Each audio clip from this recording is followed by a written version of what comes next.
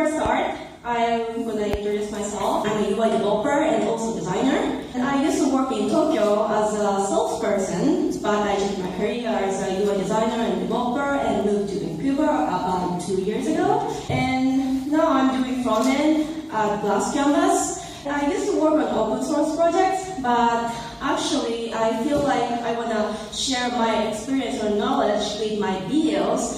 So I started a YouTube channel recently. So today's topic is how to create a CSS coding test. Yeah, I will dig into deeply later, but basically it looks like this. I also made 3 levels, so for beginners, for intermediate, and for experts. I think you cannot see clearly because it's too small, but yeah, I will dig into it deeply. First of all, how did it happen? It's kind of rare case, right? Google it like CSS test or something like that, and you can see a lot of coding tests. So it happened like this. This is my boss, and she said, "Hey Ellie, I'm thinking to hire more UI developers like you. You're doing awesome!" And I feel so great. But after that, she starts saying like this, "But I'm not sure how to find candidates like you, and what kind of CSS skills are required for this role." Okay, now I can start guessing something going on. And then, yeah, she said like this, "So could you write some CSS tests for candidates?" Okay, yeah, of course I know that. That's what happened. So, yeah, I made a CSS coding test, but actually I learned a lot of things. And now I feel like this, so I'm so super woman or something, and I'm so powerful. Yeah, today I'm going to talk about how did I create the coding test and also advices for candidates. First, how did I create a coding test? First step going to be like define the ideal candidates. She said UI developers like me. And then I listed up all of the things that coworkers said about me. Like first one is design oriented because I'm designer and developer, so I can understand both sides. Usually it's so frustrating for designers to like make sure that the front end close enough to the actual design and mockups. Also detail oriented. It's kind of close to like design oriented, but like try to make it perfect. Third one is one layout multiple ways. If you cannot use one way, you can figure out other ways, like 2 ways or 3 ways. Actually, I will show you the examples later. Like if you can suggest those kind of ways, it would be better. First one is developer UX, more like maintain code and also think about CSS architecture. This is kind of hard to show you guys today, but I will show something article later.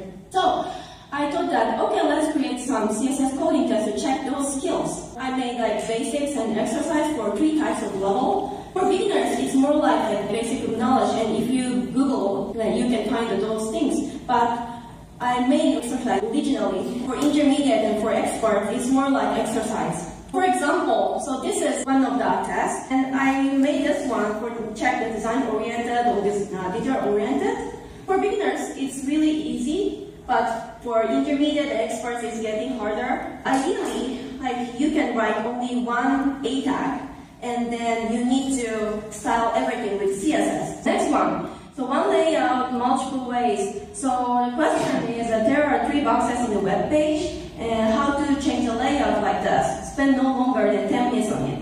So red box gonna be top left of the page, and blue box in the middle, and then yellow box gonna be top right of the page. And you know what?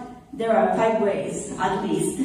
Maybe the easiest way is position and negative margin. A lot of people knows about this way, and position and transform, position margin auto, finding inline back, and block and flex box. Over UX, I already said that it's kind of hard to show this limited time. So I already write a kind of article about CSS techniques, which I use often, and I will show you a little bit. Use mixins or like mobile first or use M or those kind of things. So there are a lot of things I did. You guys can read this one later. Try to maintain the code as much as you can, and also try to think about the CSS architect and contribute to your team. That's the best way. Okay, so let's sum up. As an interviewer, when you try to make a CSS coding test, you can define the ideal candidates first, and then after that, maybe prepare 3 types of level. And it's easier to check the candidate's level. Maybe basically you're gonna start beginner's one, and if that person do it like really easily, you can change to intermediate one or expert one and like do exercise more. You can check those kind of skills with the candidates. And check the process of coding as well. Result is really important thing, but the process is more important, I think, because you're gonna work with that person in the same team, and how that person write the code and how the person like communicate with you is really important as well. So you should check the process of coding. And as a candidate, maybe some of you guys wanna take another CSS interview as well.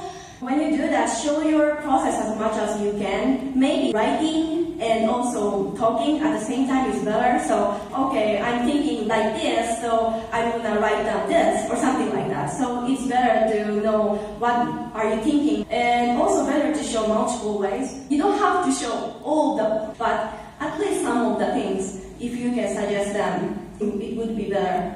Also enjoy the test. If you feel stressed, I cannot pass this test or something like that. But still, like you should try like enjoy the test, because I actually did a lot of interviews as well, and I always check enjoy the test or not. And if that person didn't enjoy the test, maybe after the person joined the company, enjoy the best as well. So like I can trust them or rely on them. So try to enjoy the test. Time flies so fast. So I'm planning to make some videos and tutorials on YouTube, and this is my YouTube channel. I will put some videos, you guys can check it later. I already told you that like you can find other tests on Google too, so maybe you should try them on the internet as well. About me, you can reach my portfolio elle-height.com, and Twitter and GitHub is elle-height.